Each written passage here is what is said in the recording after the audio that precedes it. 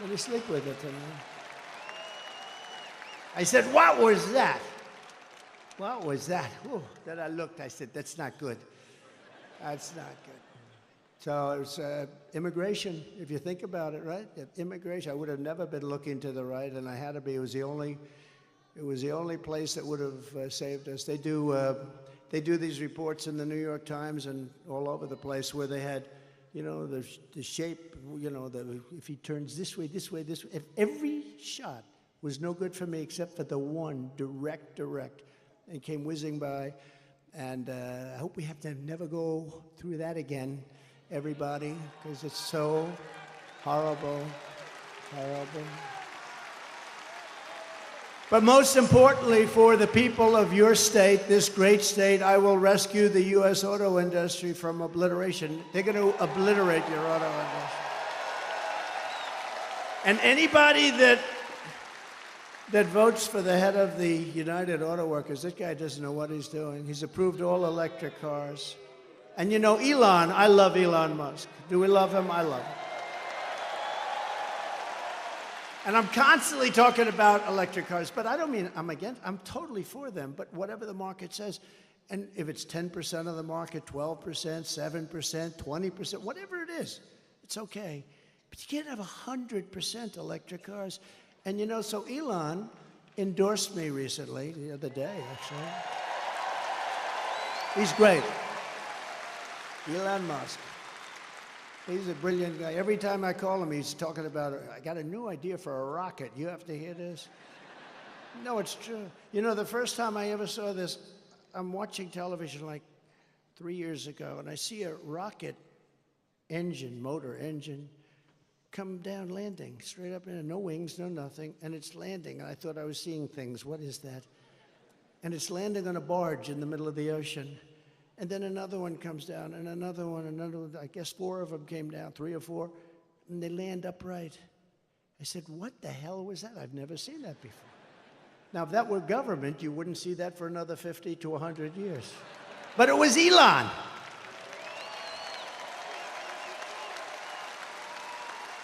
Now, think of that. And I called him, and I've always had a good relationship with him, but I called him, and I said, what was that? He said, well, we saved the engines. We saved the engines because it's very expensive to build. So, I mean, it didn't take me long to figure that if you save them, that's good, but who the hell thought you could do that? No wings, no nothing, just like these big, long, massive tubes, and they're landing gently right on the dot. I said, that's the coolest thing I've ever seen. And you say, how long would it take government to come up with that one? I don't think they ever heard of it. Perhaps they still haven't heard of it.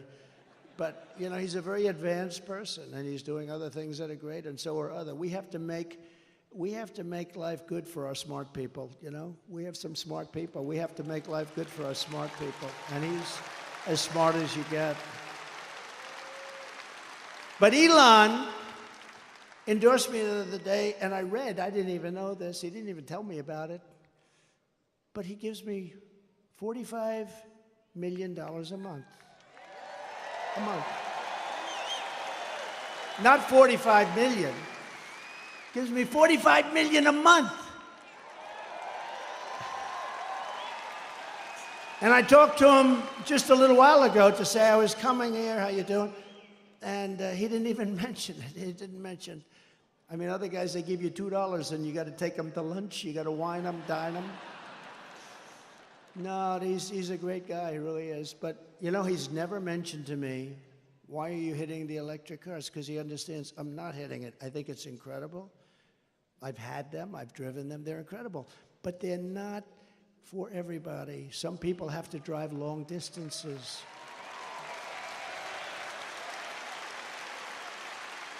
And they tend to be more expensive. And, you know, they'll probably be made in China because China has all of that material. Oh, there's the guy that I stood up here. Are you the same guy, the same muscles? Look at that guy. Are you the same guy? Yes? No kidding. It's pretty good memory, right? Unlike somebody else that I happen to be running against. You wouldn't. Come on up here. Get up here. I got to get this guy. This guy was central casting. Look at him. Look. Oh, I think he was standing on a box. That was the only thing. I said, come on up here. Don't hurt yourself. Can you get him up? I like this guy. He's a serious union guy, a United Auto Workers. You look at him get over there. It's okay. He does not carry guns. He's not, come on up here. Look at him. Look at his shape he's in. Man, I'm glad to see you. I'm glad to see you. I'm glad to see this guy. I told you we're going to get 85 million of us out there to vote for him. So let's go home from this rally and do our part.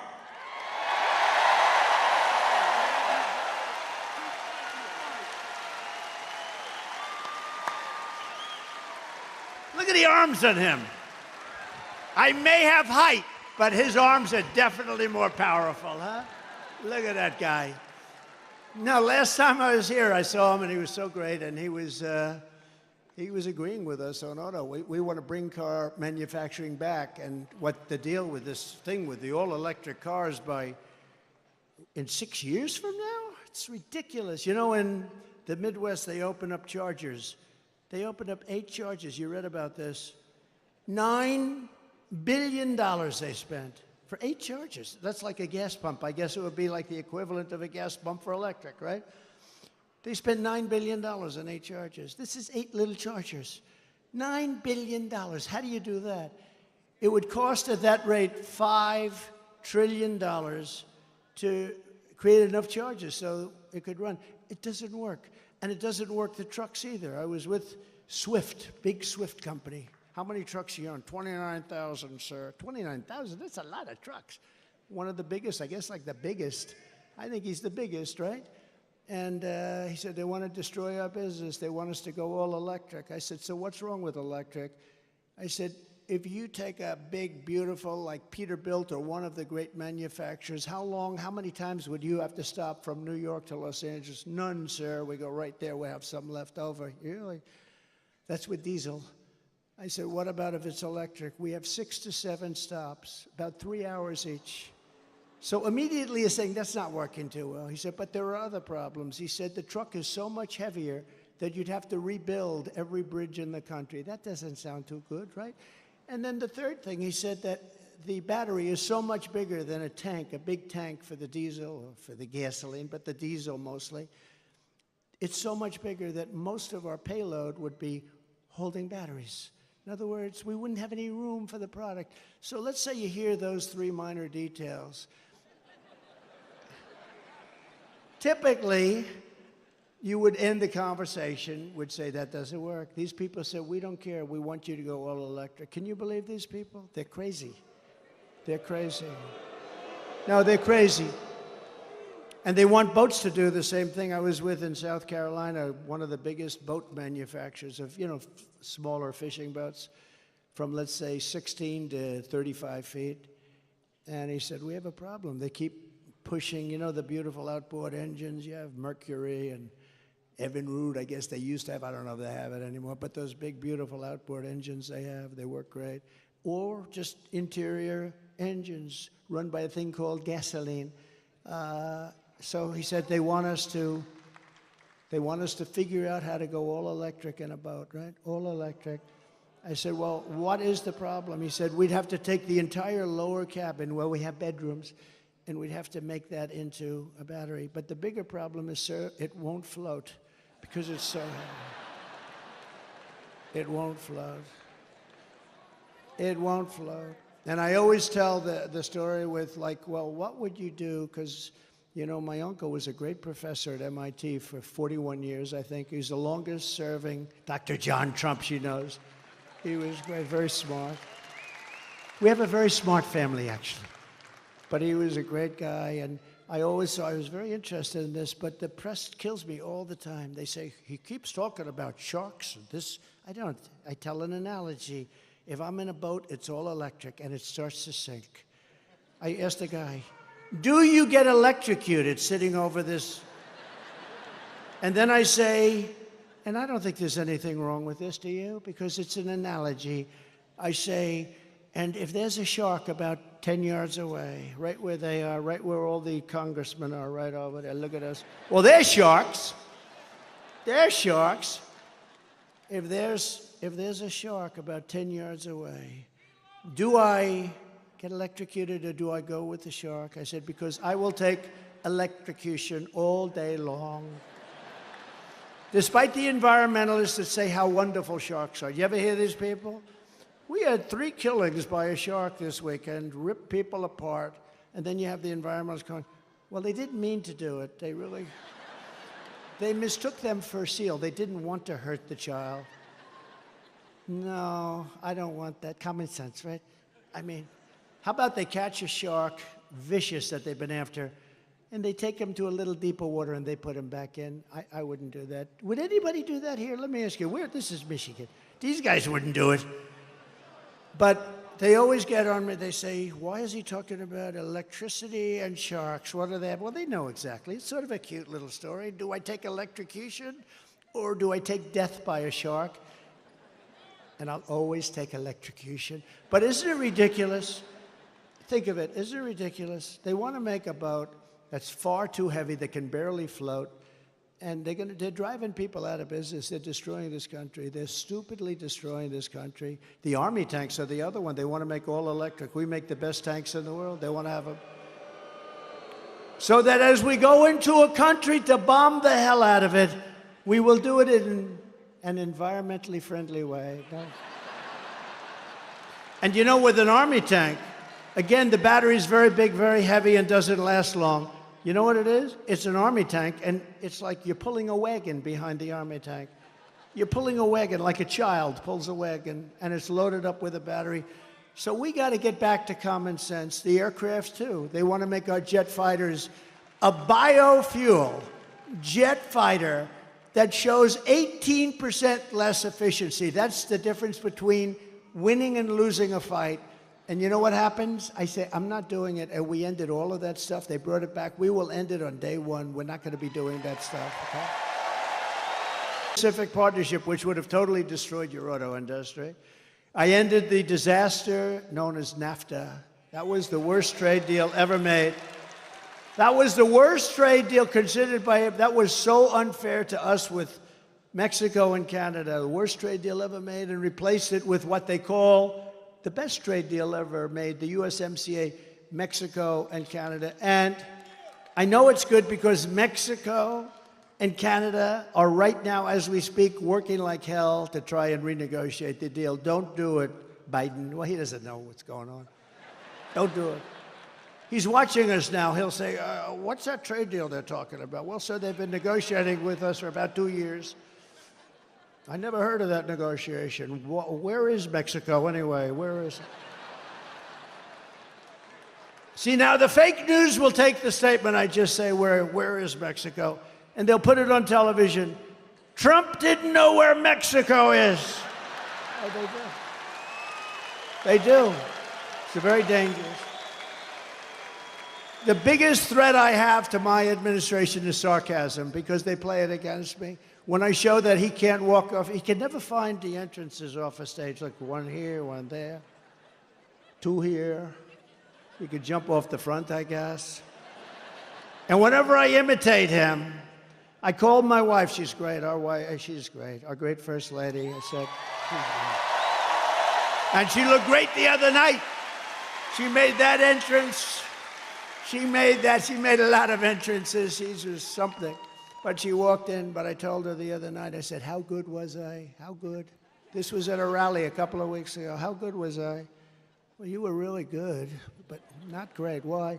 Well, it showed that you didn't know how to get off the stage. Well, I was imitating Biden.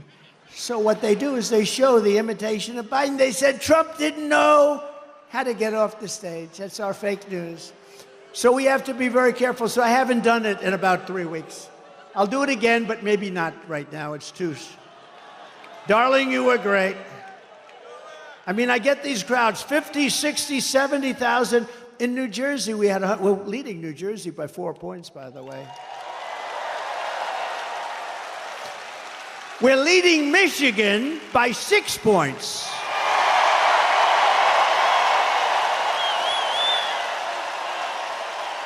Right. And a report just came out. Actually, we're leading everywhere and nationally, and we have to keep it that way. Got to make sure they don't cheat. Got to make sure they don't cheat. I took on China like no administration in history, bringing hundreds of billions of dollars pouring into our treasury when no other president had gotten 10 cents. You know, China never gave us 10 cents. I got hundreds of billions of dollars from China. And I got along very well with President Xi. He's a great guy. He wrote me a beautiful note the other day when he heard about what happened. And he wrote me a beautiful, most of the leaders do. You know, a lot of them didn't like what I was doing to them, but they also knew it was about time. The jig was up, right? It was about time. But they wrote me, almost all of them wrote me notes. It was nice. Now I have a good relationship with all of them. That's a good thing. You know, a lot of times the press would say, he gets along with Kim Jong-un, North Korea. He has a lot of nuclear weapons. I got along with him great. You were never in danger with me as your president. It's a good thing to get along, not a bad thing. I used to tell him, why don't you do something else? All he wants to do is buy nuclear weapons and make them. I said, just relax, chill. You got enough. You got so much nuclear weapons, so much. I said, just relax. Go to let's go to a baseball game. I'll show you what a baseball. We'll go watch the Yankees, or we'll come watch Michigan at its home opener. Okay, how about that? Are you going to have a good team this year, I think, right? Pretty good. I heard good. I heard good, but who the hell knows, right? Guy drops a pass, that's the end of that season. It's a risky business. I proudly imposed a 27.5 tariff on all Chinese auto imports to keep China and Chinese cars, keep them out of America. You don't sell a lot of Chinese cars in here because of what, and if you did, it'd be fewer cars that you made. We're going to bring back the auto industry we're going to bring it back. We're going to have them. If they want to come in and sell us cars, they can, but they have to build plants here, and they have to hire our workers, and that's fine, and nobody can say anything about it. Under the radical Democrat policies, the U.S. auto industry is being decimated. You know, we lost 64% of our industry over the years, 64%. We were a giant. And now a lot of them made in Mexico. Mexico's taken 35% of the auto industry. And we did something very strong. We did something very strong with Mexico. But you know, when I was building the wall, I said, you have to give us 28,000 soldiers. And they laughed at me. I hate when people laugh at me. I hate it. I hate it. No, it's so disrespectful. They laughed at me. We won't do that. Why would we do that? I said, because you have to. We're building the wall. People are flowing in through your country. We want 28,000 soldiers to protect us while we're building the wall. They said, no, no, no. And then they said, after I said, look, here's the story. If you don't do it, we're going to charge you a 25% tariff on every car that you send into America. And then it's going to 50% next month. Then it's going to 75%. And then it's going to 100%, and then I'll stop. And the gentleman representing the president's a great guy. He's no longer president, but he's a great guy. He was a great guy, still is. But he said, I'd like to discuss this with the president. I said, 5 minutes, I got to go. I have something much more important to do. And he came back. He said, Mr. President, we would love to give you soldiers to protect your wall, free of charge, of course. That's how I got those great numbers on that beautiful, beautiful graph that we talk about. They gave us everything I wanted. I got everything from Mexico, and then this stupid person, low IQ, he's a low IQ individual. Take his IQ. I guarantee you it's in the low 50s or 60s. And he's negotiating against Putin, President Xi of China, Macron of France, very smart guy. I told him he was going to do something very bad to our country. I said, that's okay, you can do it, but I'm going to put a 100% tariff on all wines and champagnes that come in from France. He said, no, no, no, Donald, you cannot do that. I said, I'm doing it. Donald, you cannot do that. That's not fair. He's going to charge our companies, American companies, 25% for doing nothing, for being in France. Big deal, right? Big deal. So I said, okay, that's all right. I'm charging you 100% tariff. I gave it to all my people, Mnuchin, all smart guys. They came back, sir, they won't do it. They won't budge. I said, they'll budge. I called them up. And I talked to the president of France, Emmanuel Macron. He's a nice guy. I said, but he's, he likes France. I like the USA. Does that make sense? I said, Emmanuel, it's so nice to talk to you. I understand you're going to charge our companies 25%, Emmanuel. Yes, yes, yes, Donald. It was approved by whoever the hell approves it, Parliament. Whatever the hell they have over there, they were going to approve it. It's been fully approved. Yes, I'm so sorry. I said, well, that's okay. You can have it approved, but here's the story. Starting tomorrow morning at 7 o'clock, every bottle of wine and every bottle of champagne that's shipped into the United States is going to have a 100% tariff on it. No, no, no, you cannot do that. That is not fair. I said, not fair for you to charge our companies 25%. He said, you cannot do it. I said, I'm signing the papers now. I will call you right back. Calls me back. Donald, we would be delighted, Mr. President, to take that tax off. We have decided to take it off. It'll be off by tonight, sir. It'll be off by tonight. And it was off. And it was off. You think Joe Biden does that? He doesn't know what the hell he's doing. Their policies are no good. Remember, whether it's Biden or anybody else, they want open borders. They want all the same stuff. So it's like, you know, but he's in particular, he's pretty bad, I tell you. Can you imagine these killers, these are sharp. You know, the press gets angry. They said, is President Xi of China, is he a smart man? I said, no, he's a brilliant man. He controls 1.4 billion people with an iron fist.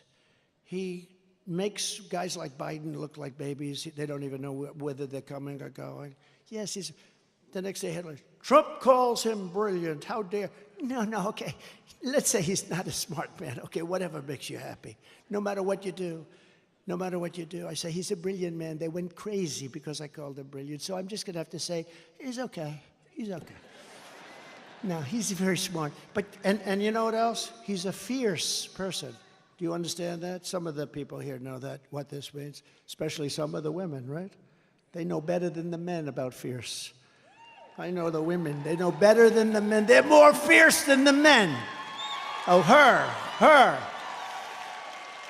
But no, he's a fierce individual. He's a fierce man. Can you imagine when he meets this guy?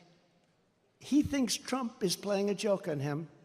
He actually thinks there's some kind of that I'm playing a joke. He doesn't believe what happened. He doesn't believe the last election. He thinks I'm playing a joke on him. But can you imagine President Xi, Putin, all of them? They're all smart, tough. They love their country, or they want to do well with their country, whatever it is, all ideology.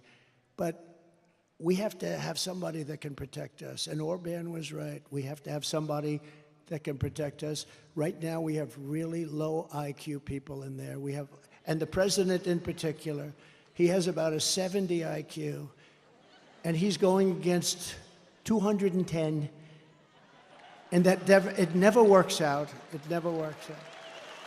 When I'm back in the White House,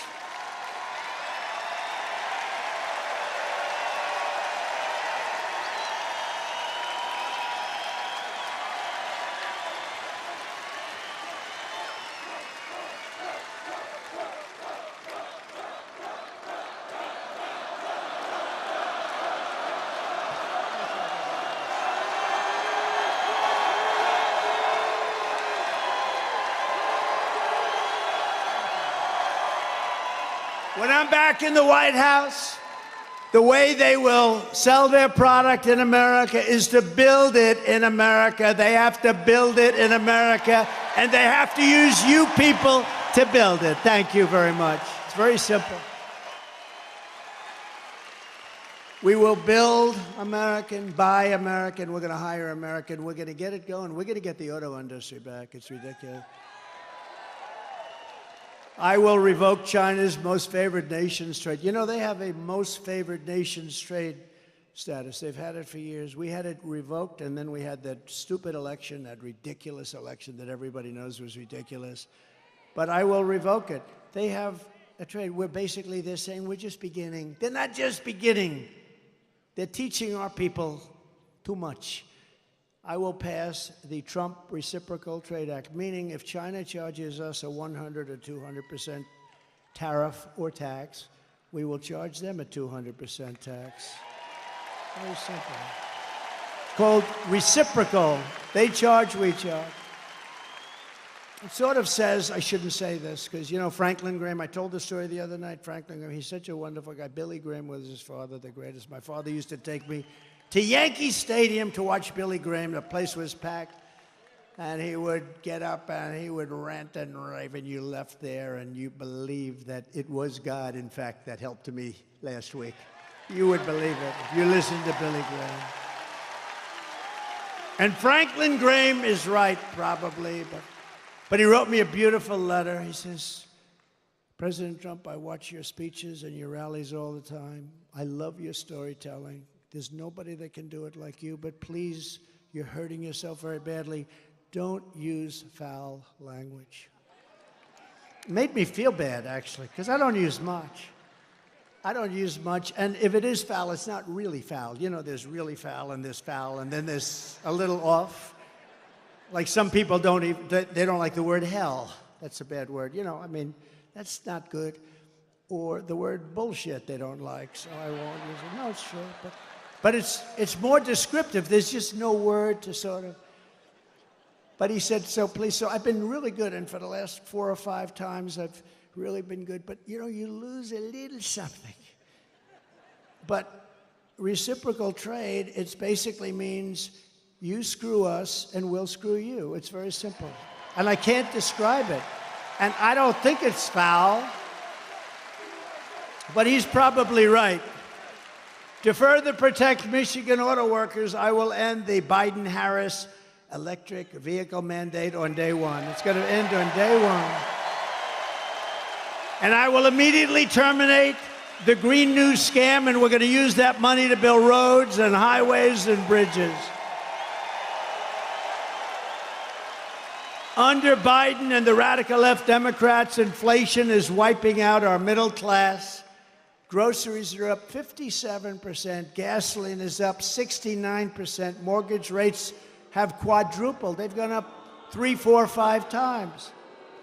And they never include that in their stats, you know. They never include those things. They never include mortgage rates.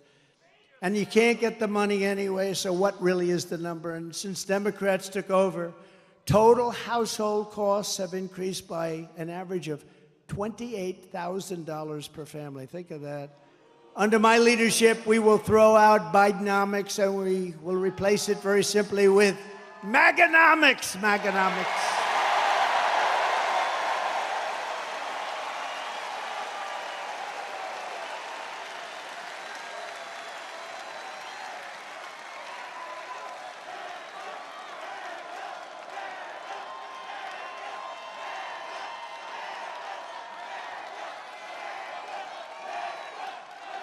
You know, I have to just interject. If you would turn off those cameras, because I don't want this. See the screen up there of me?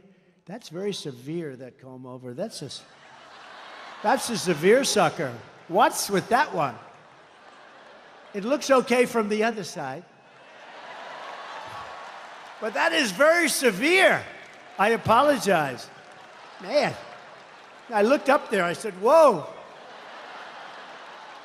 Look at that. Wow. That's like a work of art.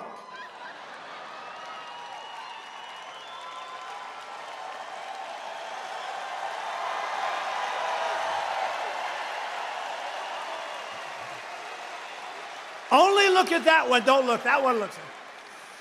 To bring down the prices of all goods, we will end the Biden-Harris war on American energy, and we will drill, baby, drill. We're going to start that day 1. Under the Trump administration, we had energy independence, and soon we will have energy dominant. We will be more dominant than any country by far, and we were. Just 4 years ago, we started off at number 4, we got to number 3, and then we had to beat Russia. We beat them. Then we had to beat Saudi Arabia. We beat them, and we were like a rocket ship, and then we had this idiotic result. But we will be, and again, we have more. You know, Anwar in Alaska, it's probably the biggest find anywhere in the world. The size of Saudi Arabia, some people say, who knows what it is, but it's massive. Ronald Reagan tried to get it, couldn't get it, and that was easier in those days environmentally. They stop it with the environment. You know, the environment is very important to me, and environmental is very important, but, you know, you can't use it to destroy a country. And they stopped it.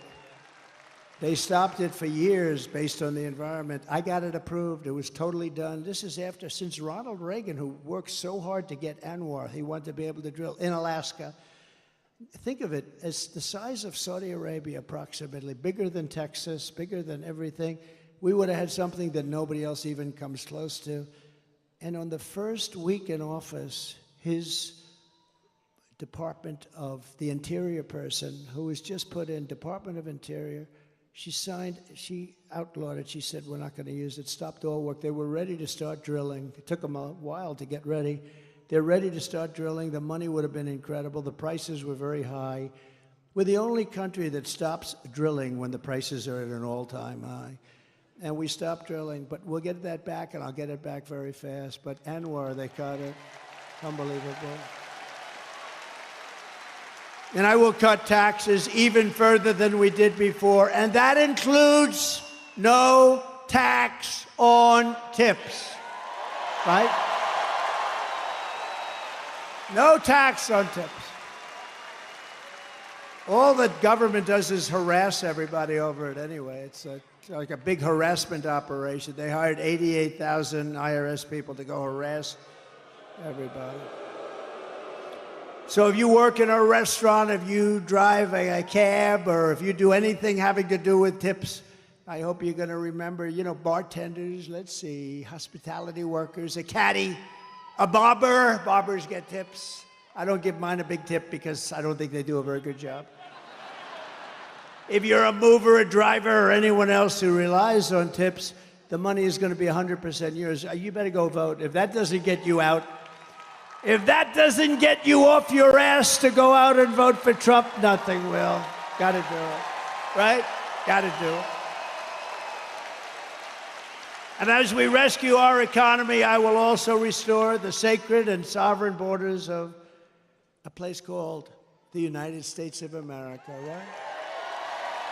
United States of America.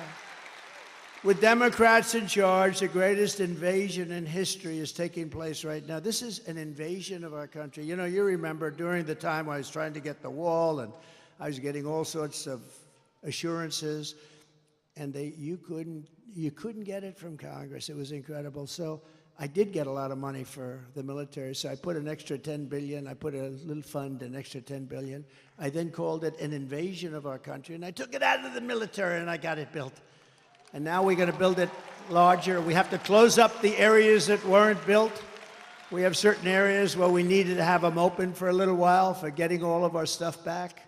I don't like leaving brand new bulldozers and everything on the other side of the border, right? We want to close it up. But we had certain areas we had to close up. And when they took over, they said, we're not going to close it. I said, these guys actually do. I thought they were kidding. I thought they were not being serious. Who would want an open border? Who would want an open border where people come in from prisons and jails and mental institutions? Either people that don't love our country, stupid people. They're not stupid because anybody that can cheat that well in an election's not stupid. Or maybe a new thing is emerging where they want to get people to vote illegally, and they don't care. They have no shame. And we're watching that. Our chairman is here. The Republican chairman is here, the whole thing. See? The big boss is here in Michigan, so you're going to remember that. But we're working on that, but they do. They're trying to sign people up who just came in, who have no idea where they are, what they're doing. They came in. And in many cases, they're very rough people, but they came in. They're trying to sign them up to vote. This is what they'll do. Because think of it. If they have open borders, if they have men playing in women's sports, if they have a raise in, they're going to raise your taxes by four times. 4 times. Think of it. What you're paying now, you're going to pay 4 times more. With policy like this, nobody can get elected. The only way you can get elected is to cheat. And they are really good at it. That's the only thing they're good at. That's the only thing they focus on. They have no good policies. They don't do anything well. But they're using these people, and they're trying to sign up the people. And we've caught them, and we sue, and we do all the things that you have to do. But they have no shame whatsoever. So that's really one of the big reasons I think they're allowing it, because they're not stupid enough to allow prisoners and people from mental institutions, people from insane asylums, and it drives them crazy. Hannibal Lecter, the late, great Hannibal Lecter, would like to have you for dinner. He wants you for dinner. That's the end of you, by the way.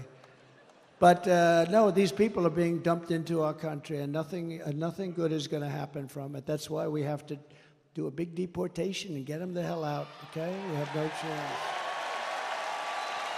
Meanwhile, our crime rate is going up while crime statistics all over the world are plunging.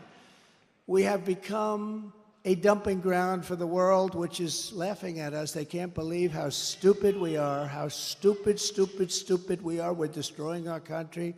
They can't believe what they're getting away with, but they're getting away with it at levels that they never thought possible. In Venezuela, crime is down 72%. You know, Caracas, Venezuela, was a very, very dangerous place. And now, because of the great job they've done in removing their criminals into the United States, next year we're going to have our Michigan rally in Caracas, Venezuela, because it's nice and safe. Okay? Does that sound like a good idea to you? Because we want safety.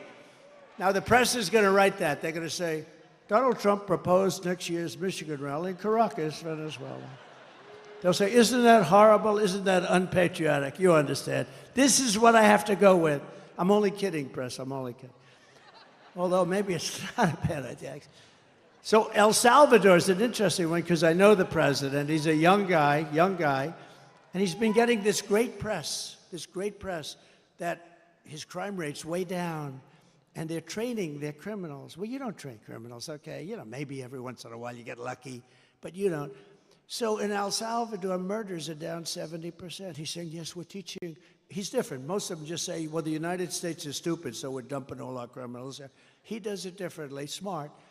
He goes, we're working with our people that are causing problems and crime. And he's not working with them. He's dumping them in the United States. And their crime rate, their murder rate is down 72%, 73%, and going up. And I don't blame them, because if I was running one of those countries, and we're not just talking in South America, but if I were running one of those countries, I would have been doing it much more. They're also emptying their jails. The big thing is their jails. Those jails were packed. Now all of a sudden it's like, oh, isn't this wonderful? They're doing such a wonderful job. They're dumping their criminals into the United States of America, and we're not going to take it anymore. Stupid people.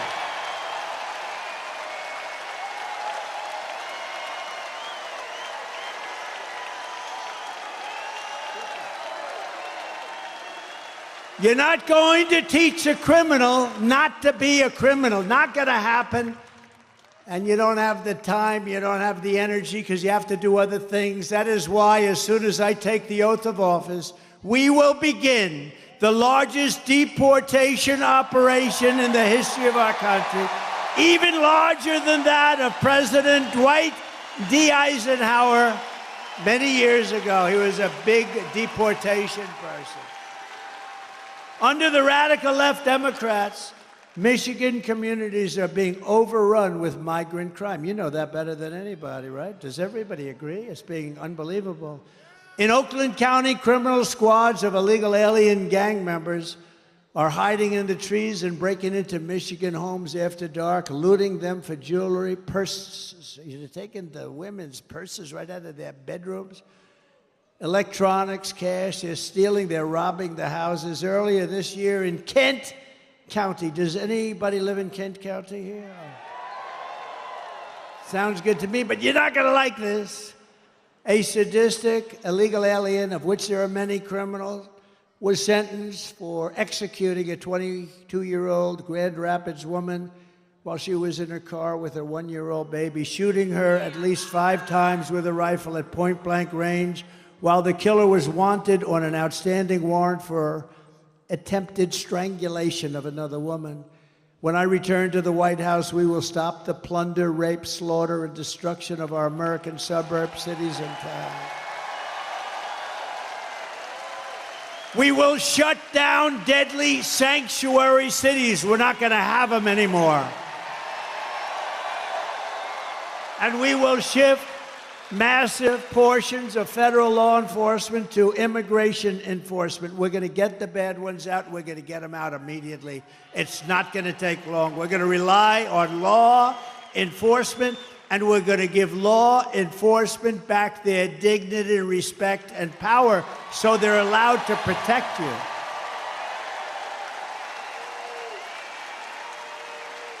It's no wonder Joe Biden and his thugs are so desperate to stop us. They know that we are the only ones who can stop them. We're the only ones. You know, we talk about Biden like he's a feeble old guy, and he is. He is. But it's the people that surround him. I mean, he's perfect for them. This is the fascists and communists and some bad people surround him. I know just about all of them. I can tell you about all of them. Did you hear about our big victory in Florida last week? Did you hear? We won the big case. We're going to take down Trump.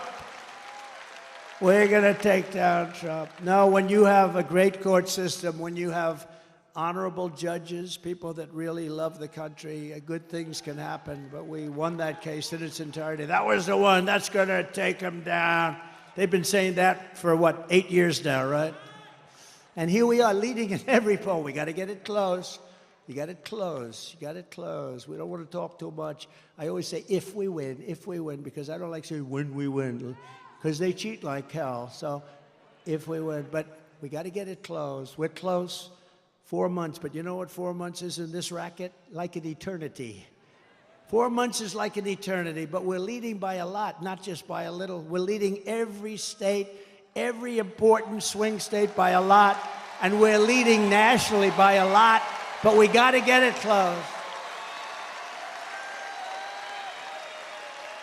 Democrats rigged the presidential election in 2020, and we're not going to allow them to rig the presidential election in 2024. We're not going to allow it.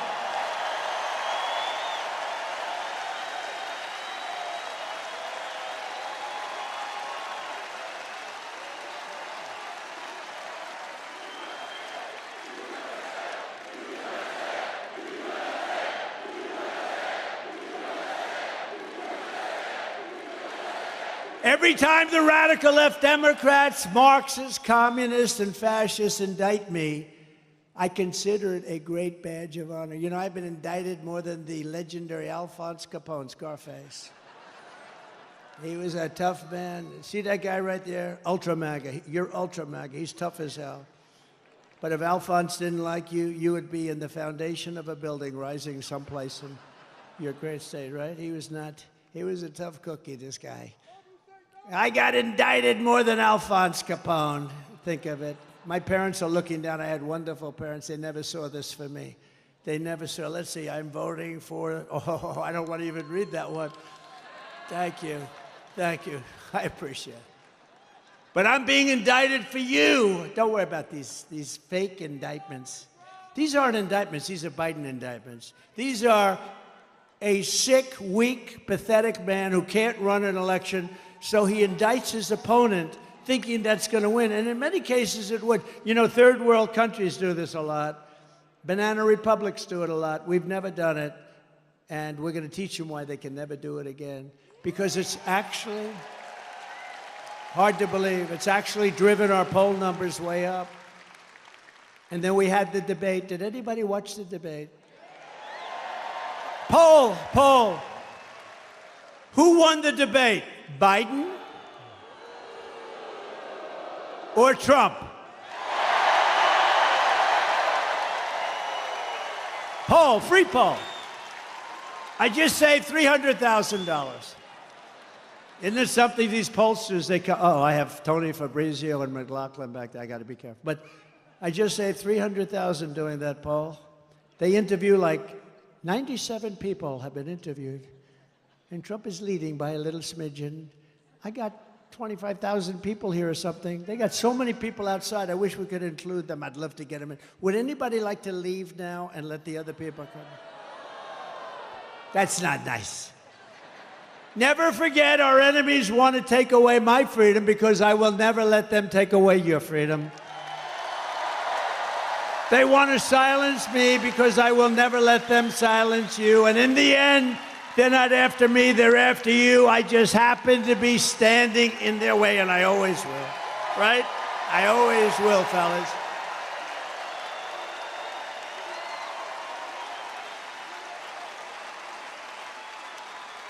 So we have some exciting news today, because we're pleased to be joined by many outstanding Michigan patriots. They are, I know every one of them, including your next U.S. Senator from Michigan, Mike Rogers. And Mike is just as adamant as me. He'll vote to stop the invasion, end inflation, halt the outsourcing of Michigan jobs, and bring back the auto industry. You are going to double or triple your auto industry within the next 3 years under Trump. Mark it down. Mark it down. Because we're not taking their cars. We want them to build the cars here, using you people to build them. Also with us is another good man who is running for Michigan Senate seat, Sandy Penciller. Do you know Sandy? So I have a big announcement to make then. Sandy has just announced that he would like to do something very important tonight. So you have Mike, who's a total pro, Sandy, who's a total pro. I'd like to ask both of them to come on up, and I'd like to have Sandy make a statement first. Thank you. Come on up, fellas.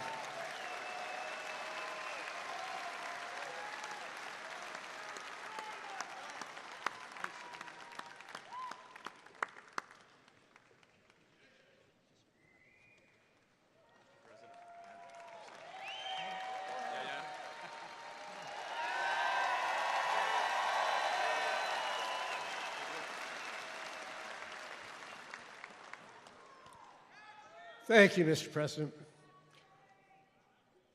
I was so inspired when President Trump kissed the empty uniform of Corey Competitore. I flashed back immediately to a couple days after 9/11 at the local firehouse, where I hugged the lone remaining survivor and looked out at 12 empty uniforms. Thank you for honoring all of them as well.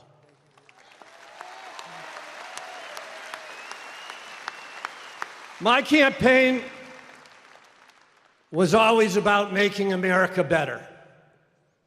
The best way to do that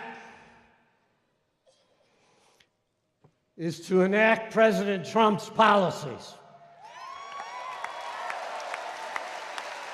Let's go, Trump! Let's go, Trump! To do that,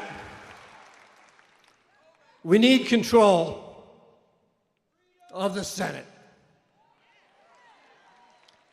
A divisive, continued primary effort hurts the chances of that, and that's not okay. So tonight, I'm doing the right thing and ceasing my Senate candidacy. No, it's not an aha. It's the right thing. President Trump endorsed Mike Rogers. Tonight, so am I.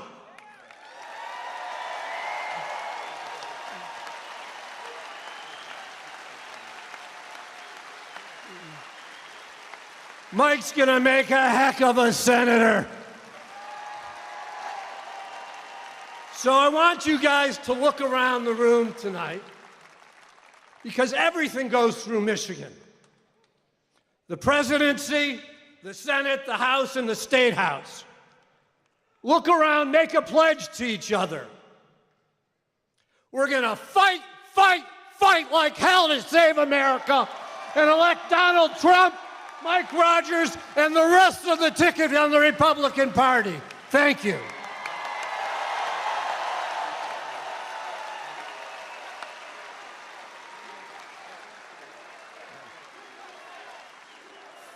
Thank you, Sandy. I am honored to have you stand with us and all Republicans to win the state of Michigan. Thank you for your courage. Thank you for your leadership. You're going to be an important voice going forward in our party in Michigan. And Mr. President, I want to say this, as a former law enforcement guy, it wasn't that the bullet took you to the ground. It was the fact that you got back up for America.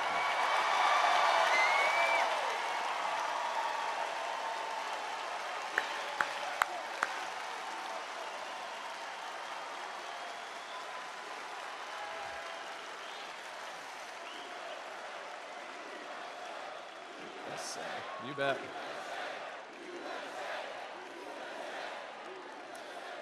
I have spent my career working to protect America as an Army officer, as an FBI agent working organized crime in Chicago, as the chairman of the House Intelligence Committee. I have never seen a more unsafe America because of the Democrats over the last 4 years.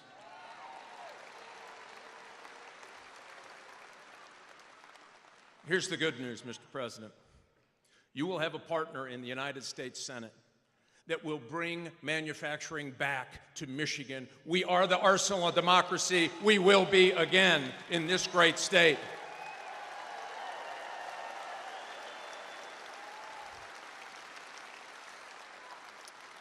And I'll pledge to you, I will get Department of Justice reoriented to actually going after criminals. We are going to dismantle fentanyl distribution from here to the steppes of China, and we're going to tell China, you sell in the United States, you'll have a price to pay.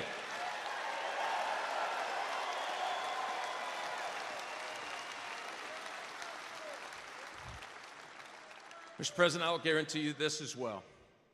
With your leadership, winning the state of Michigan, winning for the United States, putting America back in Washington, D.C. versus Washington, D.C. and the rest of America, we will make America respected again.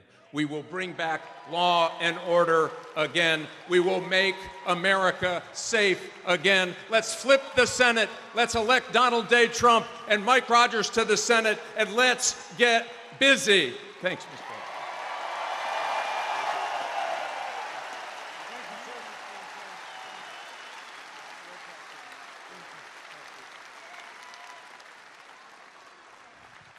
We're unifying the party, and that was beautiful to watch. Thank you, Sandy and Mike.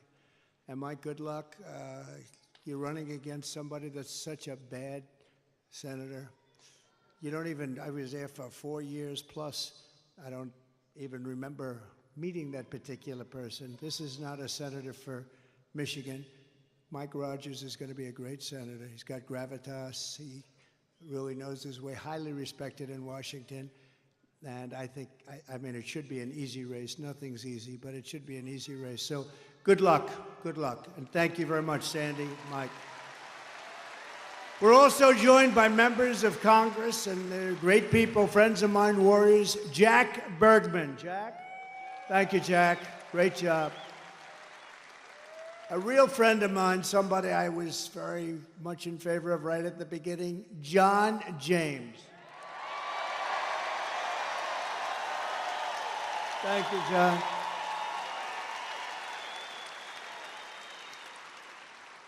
A warrior, somebody who helped me through a lot of different things. He gets things done. Bill Heisinger. Bill, thank you, Bill. Thank you very much. And another one. These are all great people. Tim Wahlberg, thank you for everything you've done, Tim. You've been unbelievable. Always there for me, right? Always there. And a man from a slightly different location, a little bit down. You're not going to get there with an electric car, but unless you want to stop a few times. But he comes from a state known as Florida, a great place, and he's so respected. He's such an incredible man. Brian Mast. Brian. Thank you. Thank you, Brian. Brian. Thank you, Brian. What a guy he is. He's a warrior. He's a real warrior. Thank you, Brian. Michigan House Republican leader, Matt Hall. Thank you, Matt. Good job you're doing, Matt. Are we going to win, Matt? Will you please make sure? We need these local ones, right? That's right. Michigan Senate Republican leader, Eric Nesbitt. Thank you, Eric. Great. Thank you. Good job. A congressional candidate who I hear is doing very well, Tom Barrett. Tom, get in there and win. Good. A friend of mine who was really brave, ran a tough race. It's amazing, actually. Really did well. Her father was a very special guy who was in the steel industry, and he passed away. A battle with cancer, a long-time battle, but he was fantastic. And I got to know them both very well. She's a terrific woman. Tudor Dixon.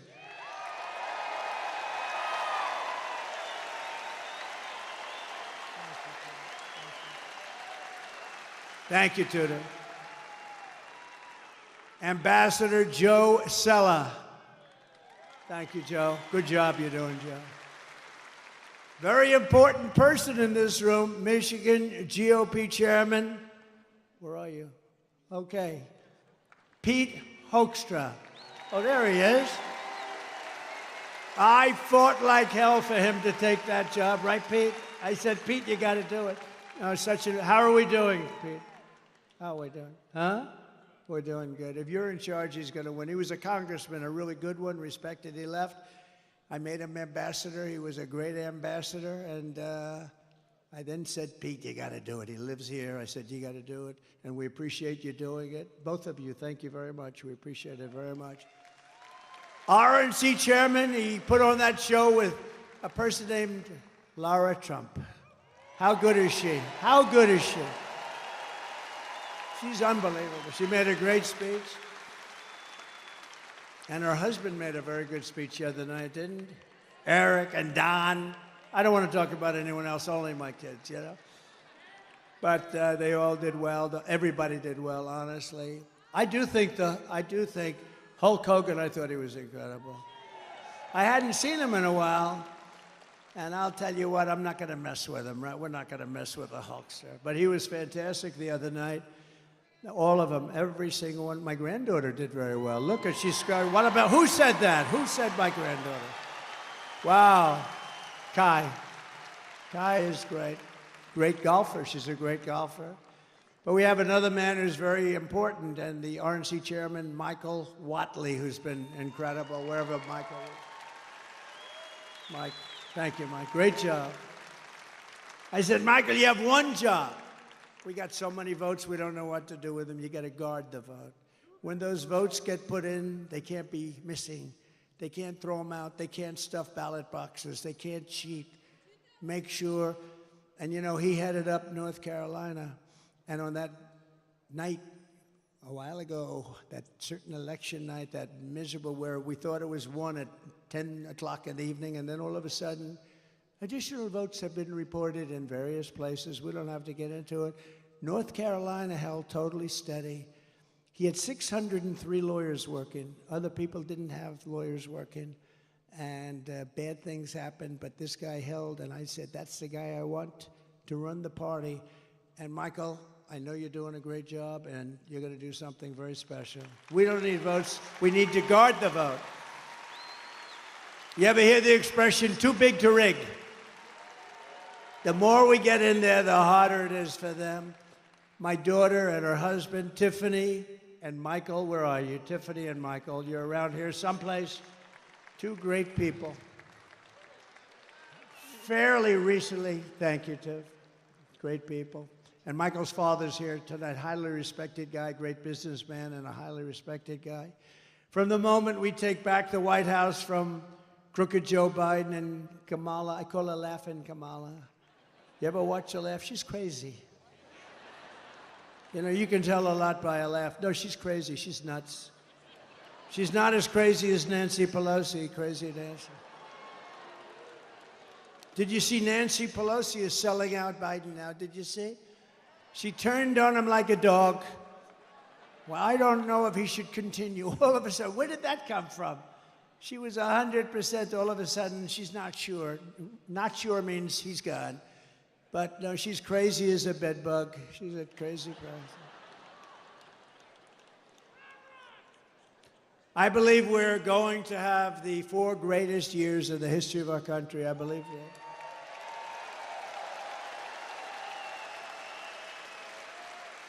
And I believe that Michigan is going to have the greatest of all of any of the states because I'm going to bring back your auto industry. I'm not going to take this. You know, in Mexico, they're building among the largest plants for auto manufacturing anywhere in the world. In Mexico, near the border, they think that they're going to make cars and sell them into the United States and lose all our jobs. It's not happening. And you know who owns those plants? China! China owns them. And we're not letting it happen. We'll put 200% tariffs on, 400, I don't care what would. Whoever is building your plants, we're not allowing any of those cars to come into the United States, okay? We're telling that to Mexico right now.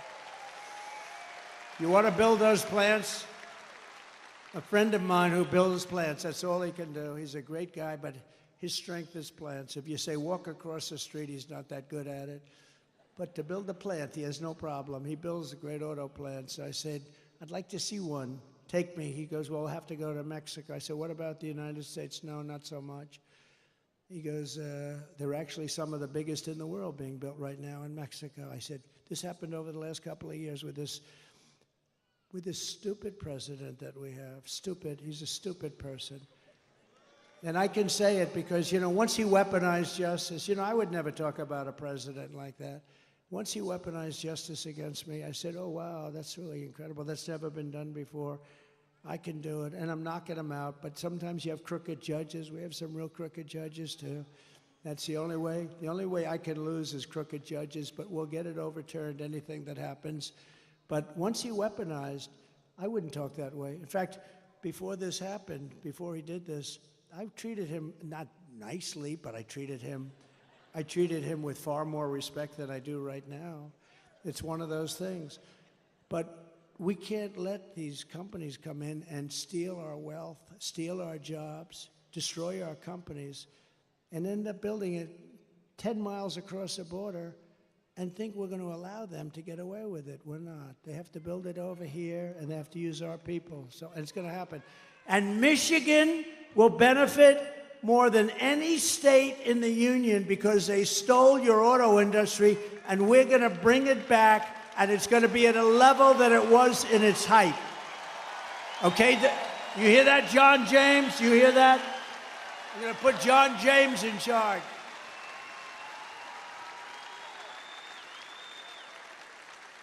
And the amazing thing, it's not even hard to do.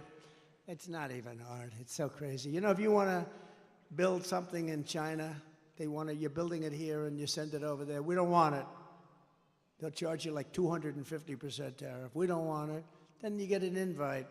Build your plant over here. So these companies, they go over there. Harley-Davidson did it in India. They couldn't sell. They had a 200% tariff on motorbikes. I had them in the office in the White House, the Oval Office, and the head of Harley-Davidson. I was disappointed in that, actually. We were talking about it. I was telling them the problems, and I was going to help them out. But I said, how are you doing in India? No good. Why? We have a 200% tariff. In other words, if we sell a bike, they have like this massive tariff. And I said, well, if you have a 200% tariff, that means you're not going to be able to sell any. But they invited them over to build a plant, and Harley-Davidson went, and I guess they're building the plant or built it or something. But that's what they do. I don't blame India. I blame us for allowing it to happen. It's not going to happen anymore. I had it stopped, and then we had the COVID fight. We had to fight COVID. We did a great job. We never got the credit. We got credit for military. We got credit for everything. I defeated ISIS.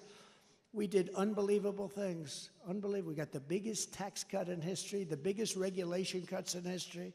You know, when I go to the companies, the big companies, highly sophisticated, I said, so I got you the biggest tax cuts in history, and that was good for jobs. And I got you the biggest regulation cuts in history, and that was good for jobs.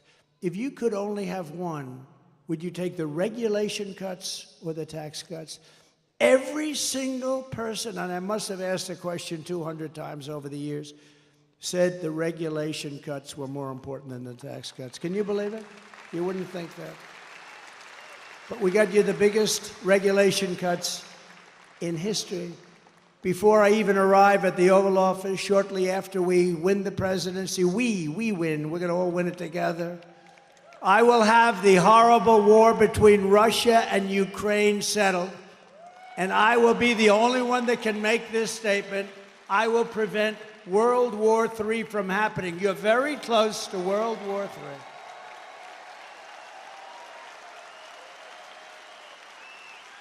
If I was president, the Afghanistan disaster, which probably caused Putin to go in, and by the way, he wouldn't have gone in with me. He would have never gone in with me. And he didn't. And by the way, he didn't. But the Afghanistan disaster, not the fact we're getting out. I was getting out. After 21 years, you get the hell out. But I would have kept Bagram. It's 1 hour away from where China makes its nuclear weapons. We gave it to them so stupidly. It's one of the biggest airfields in the world. We built it many years ago for billions of dollars. We were going to keep that. We were going to man it, keep it. Think of it, 1 hour away. You know who has it now? China has it now. How stupid are we? Should have kept that. And you know the lift? The lift should have been done at Bagram, not their little local airport where they had riots all over the place, and then the bombs started going, killing 13 of our great people, obliterating, I heard the number this morning, 47. That's maybe the right number because we're looking at 47, you know that, right?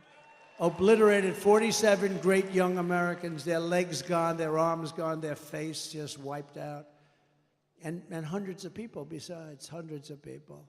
The worst catastrophe, the worst, most embarrassing disaster, I think, ever that happened ever in this country. And because of that, I think Putin looked at that, the incompetence, the stupidness of Milley and these guys that don't know what the hell they're doing, and he looked at it and he said, this is a great time to go into Ukraine. But he would have never done it with me. If I was president, the Afghan disaster would have never happened. Ukraine would have never happened. And October 7th, the attack on Israel would have never happened. Remember, Iran was broke. Iran had no money. They were broke. Now they have $250 billion. But we'll get along with Iran. We'll get along with whoever we have to get along with, but it would have never happened. All of the things, and you know what wouldn't have happened? Inflation wouldn't have happened because I had energy low. Inflation was caused by energy going up twice. I will restore a thing called peace through strength. That's what we have. Remember, I'm the only president in 80 years that I started no new wars. I finished some. Totally defeated the ISIS caliphate. In my next term, we will build a great Iron Dome missile defense shield over our country, a dome the likes of which has not been seen. And it will be entirely built in the USA, and much of it will be built right here in Michigan. Why shouldn't we have the same protection that other countries have built? Why shouldn't we have the same protection that Israel has and that other countries have? And Ronald Reagan wanted to do this many years ago, but honestly, we didn't have the technology. Now we do. 301 missiles were shot at Israel, and almost every one of them was knocked out of the sky. It's an unbelievable technology. And it's our technology, and we're going to use it for our country, and we're going to be a lot safer than not having it. The Iron Dome, we're going to build the great Iron Dome, the latest and the greatest, and much is going to be made right here in Michigan, as you can imagine. And we will not cut one penny from Social Security or Medicare. And they are really, you know, they want to raise the retirement age. Biden wants to raise the retirement age and they're going to. You know why? All of these immigrants coming in, they're trying to put them onto Medicare and Social Security. So not only do they want them to vote, they want to destroy Social Security and Medicare. It's not going to happen, and we're not raising your age. One day, he's going to destroy. First of all, he doesn't have any idea what the hell he's doing. But I kept that promise 4 years ago. Remember, they said, he'll come in and raise Social Security. I went through 4 years. It was never even a topic that was allowed to be discussed. Because we have, between the liquid gold under our feet and all of the other things and the growth mechanism that we have in this country, we don't have to cut Social Security, which people have earned, and we're never going to cut it. And when you hear that stupid guy, that low IQ guy, get up and say, I inherited 9% inflation. False. He inherited 1.4, but really nothing. And when he says he's going to raise Social Security, no, false. He's going to raise it because he's stupid. That's why he's going to raise it. Don't believe it. They have this line where it goes one after the other. But one thing, it's very simple. They're going to raise your taxes 4 times, and that's there because they don't want to renew the tax cuts that I gave. It's approximately a 4 times increase, and they don't want to renew them. But you can't believe these people when they get up. Biden and I watched Camilla the other day, brilliantly put on Fox. I don't know why Fox does it. Please, Fox, will you please get smart? Will you please get smart? And she's ranting, right? He is going to destroy Social Security. He's going to destroy Medicare. He's going to destroy this. I mean, just made up. It's just sound bites. It's disinformation. That's the other thing they're good at. They say anything they want to say. I am going to protect your Social Security. We're not going to be raising the number of years. We're not going to raise it by 1 day, let alone 1 year or 5 years or 10 years like some stupid people want to do. We're going to grow our country. It's going to be growth. And it's going to be using the assets and resources that we have, much of it right under the ground. We're going to rebuild our cities into beacons of hope, safety, and beauty better than they have ever been before. We're going to have to work with the Democrat governors and mayors on that. But our cities are just horribly run. And then we have our capital, our beautiful capital in Washington, D.C. We're going to take it over. We're going to clean it up. We're going to renovate it. We're going to rebuild it. We're going to make our capital the most beautiful anywhere in the world. We're going to get rid of the nightmare of murder and crime. And it will become the most beautiful capital anywhere in the world once again, but far more beautiful than it was before. And when you want to go from Michigan to see the Washington Monument, yes, we're keeping the name Washington. We're not changing the name. Or the Jefferson Memorial, where there's a big move to change the name. We're not changing the name.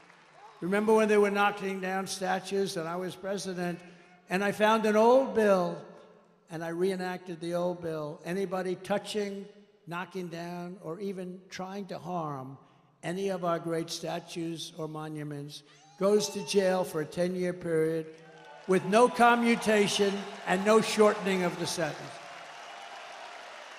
And it was a beautiful sight as we watched everybody leave town. They left town so quickly.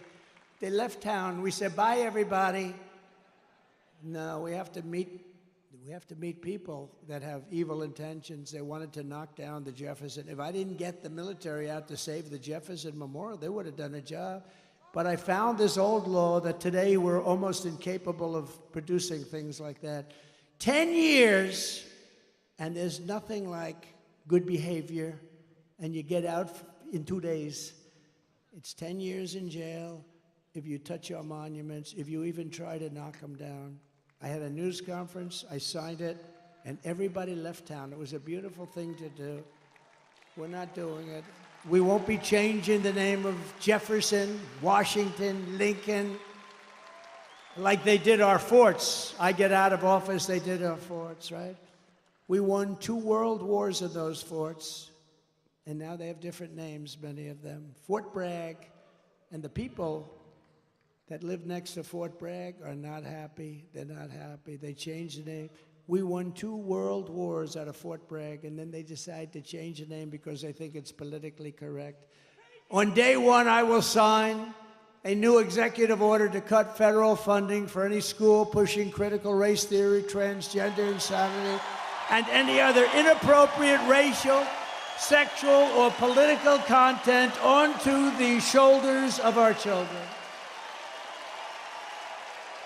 And I will not give 1 penny to any school that has a vaccine mandate or a mask mandate. And I will keep men immediately, day 1, out of women's sports. And I will fully uphold our very important but under siege Second Amendment, as I did for 4 years. And I got the full endorsement from the NRA. You saw that. They gave us their full, strongest endorsement. No, for 4 years I protected, and it was not that easy to do. We will protect innocent life, and we will restore free speech, and I will secure our elections. Our goal will be one-day voting with paper ballots, proof of citizenship, and voter ID. It's very simple. But until then, Republicans must win. We have to win, win, win, win, win.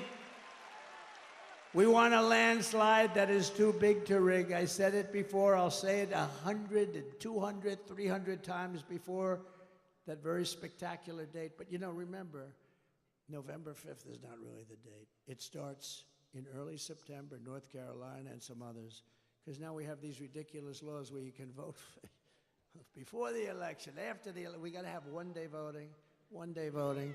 What happened to those ballots that were over there last week? Oh, sir, we moved them around a little bit. Oh, really? I mean, think of it. You vote 2 months early. Nobody knows what the hell's going on. Where are all the ballots that happened? Why are they using a shovel? They're shoveling off. You ever see what goes on? Take a look at what happened in Georgia. They're shoveling ballots into wheelbarrows, moving them around. If you took the 10 worst presidents in the history of the United States and added them up, they would not have done near the destruction to our country as Joe Biden and his horrible Biden administration have done. They're destroying our country. They are destroying our country. And, you know, we get up and we have levity, we have laughter, but honest, there's really nothing funny about it. They got millions and millions of people, many of whom are criminals and terrorists, flowing through, and people from mental institutions flowing through into our country totally unchecked. And they move many of them into hotels. Some of them are luxury hotels. Hotel owners are making a fortune. They're destroying their hotel in a certain way, but they're making a fortune. And our military is living on the street with nothing. And yet they're putting these people into luxury hotels. So if you want to save America, get your friends, get your family, get everyone you know and vote. You got to vote early, vote absentee. I don't care how you vote.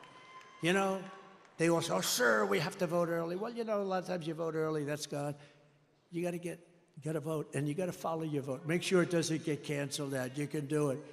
Vote on election day.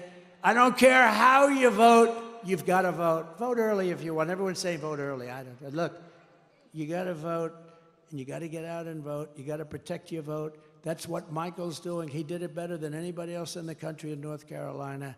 That stayed right here when Georgia went down, when Pennsylvania went down. It stayed right there. All of a sudden, in certain states, they found all these votes. A totally rigged election. We're never going to let it happen again, because this time if it happens, we're not going to have a country. We won't have even a semblance of a country left. And if you want to help us ensure election integrity, sign up. It's called protectthevote.com. Protectthevote.com. Sign up. And that's on election integrity. You got to watch and watch very carefully. So in conclusion, from Marquette to Midland, from Lansing to Flint, and from Detroit to right here in Grand Rapids. We've had great victories in Grand Rapids. Remember when we won the state of Michigan? Now, we did much better the second time, but I won't mention that. But remember, and I was at Grand Rapids, and we came in, and we had a crowd like nobody ever saw late in the evening. Remember that? You were there? And we had a crowd like nobody's ever seen before. I said, why would we lose Michigan? And we ended up winning Michigan. I was right. Actually, Bill Clinton told Hillary that he was in Michigan. You're going to lose. You know, he's a good politician. You had a natural instinct. He said, you're going to lose Michigan. You're going to lose Wisconsin. They said, whoa, why are we listening to this man tell us this? And he was right. Wisconsin and Michigan. I said, why are we going to lose? We had 49,000 people show up. She had like 300 people show up. I said, why are we going to lose? And we won. We won Michigan. And then we did much better the second time, but bad things happened. We're not going to let that happen anymore. We stand on the shoulders of the brave Michigan patriots and tough Michigan workers who manned the first assembly lines. You remember that? Does anybody remember that? It's a long time ago. Anybody remembers that? They're extremely old. Is there anybody that wants to admit? They revolutionized industries and turned this state into a manufacturing powerhouse. like no other. And we're going to bring it back, and we're going to bring it back. I'm not talking about lots of other industries. I'm talking about the auto industry, because it's such a big industry. I can say we're going to bring back cement. We're going to bring back all sorts. I'm just talking very simple. It's so simple. It's going to happen so fast. You're going to be at a level as though you were from 30, 40 years ago. You're going to manufacture cars again at a level that you haven't seen in many, many decades. You probably have to get rid of this fool, this stupid idiot representing the United Auto Workers, because he sells the auto. You know, I'm much more popular than anybody with the auto workers. We're going to get 95% of their vote. But they have a guy that, I mean, he pushes the electric mandate, and they're going to be made in China. They got to get rid of that guy. He's bad news. Your Michigan ancestors gave us Motown, the Mustang, and the might of the American Midwest, and it really is a might. They forged the steel, laid the railroads, tilled the fields, fought the battles, and won the victories that made America into the greatest and most powerful nation in the history of the world. That's true. It was the most powerful. But now we are a nation in decline, and it's a very serious decline. We are a failing nation. We are a nation run by fools and stupid people. We're a nation that has lost its confidence, its willpower, and its strength. We're a nation that has lost its way. But we are not going to allow this horror to continue. We're not going to let it happen. Less than 4 years ago, we were a great nation, and we will soon be a great nation again.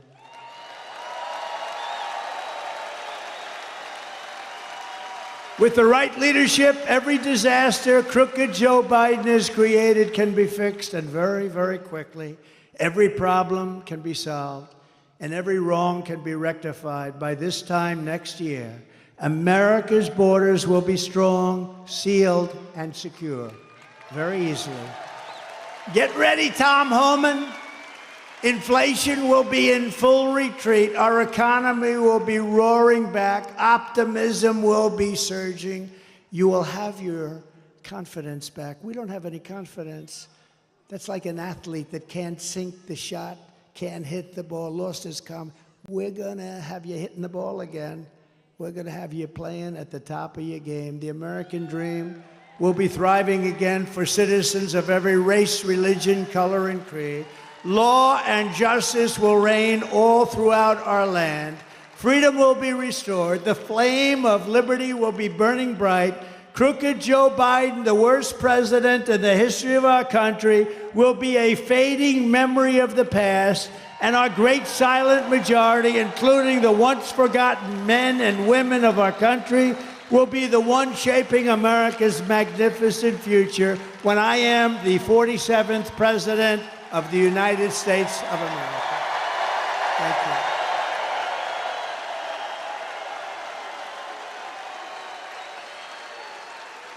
Because we are all Americans, and together we will show November 5th to be the most important day in the history of America. It will be the most important day.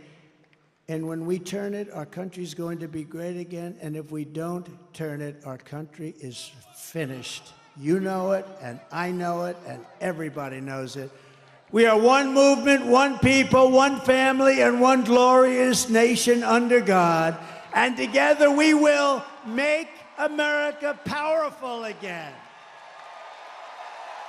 We will make America wealthy again. We will make America strong again.